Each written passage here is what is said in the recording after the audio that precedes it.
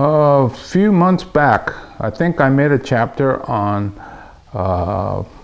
my elm and trident maple seed bed. The elm more or less failed because it froze, but I had all these hundreds of tridents. So one solution is to start a clump style. So one of the things I did was I made the start of a clump style. And what you do is you take a handful of plants and tie snugly at the base. I used the green horticultural tie because that has some give, but it still holds it together. So this is the start of a clump style. This next step is sort of contrary to what I tried not to do, but you have to wire these. Well, because what happens up here is too clump-ish. We want it to pull away, right? And about the only way you could do it at this size is to wire. Although I guess you could take little sticks and tie them, depending on how many in your clump. Yeah, maybe I could avoid wiring. Oh yeah, look at that. It spreads out. So forget what I just said. I don't have to wire it. I just kind of spread it out like that.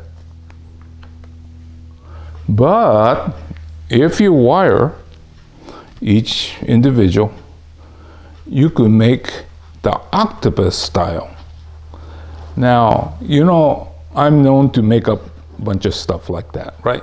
Well, this octopus style, I didn't have to make it up. It was in one of the literatures I was reading.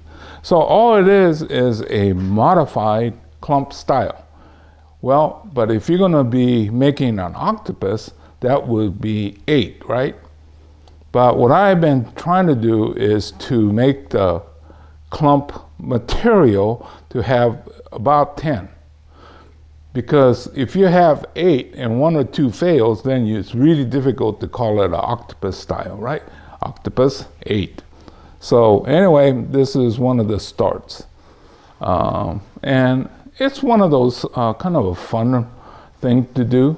Those of you that have a bunch of seedlings, maple seedlings and trident maple, things like that, you got a whole lot to get rid of. So Anyway, I remember running across this, and I had made a few in my past, and then I sold out and I forgotten about it. But since I had so many of the trident maple seedlings, finally it dawned on me that, ooh, we could do some octopus style, right? So anyway, that's what that is. So, not much difference, right? This one just goes straight up, and this one has these little curlicues. And that one, the only way it's going to get accomplished is with wiring. And the other kind, I think if you wire, it will be more distinct. But what I'm afraid of is, see how it's difficult to see? By next year, when I have to take these off, can I see it? Or would I get to it in time? So those are always a problem that I always face with wiring.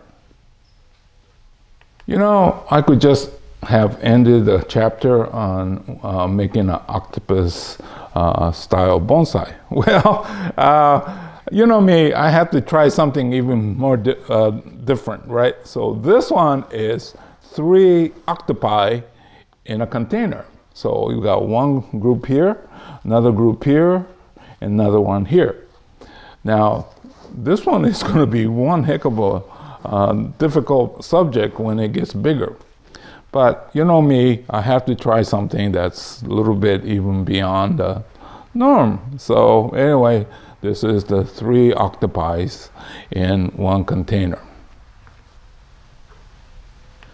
So anyway, I'm gonna have these ready probably this fall or next year. I'll make it so that they're ready to become a clump style. About 10 per pot tied at the base, so it could become your standard clump style.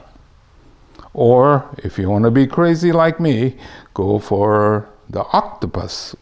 And those of you just as crazy as me will go for the 2, 3, 4, 5 octopi.